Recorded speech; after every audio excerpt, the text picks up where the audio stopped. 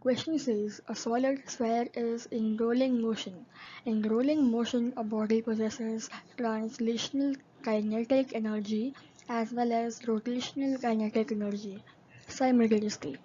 The ratio Kt is to Kt plus Kt, capital T, for the sphere is 2 is to 5, 7 is to 10, 10 is to 7, or 5 is to 7. The answer is 4th, 5 is to 7.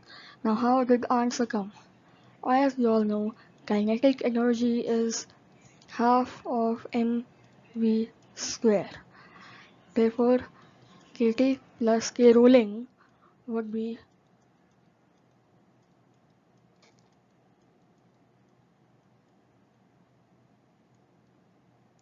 which is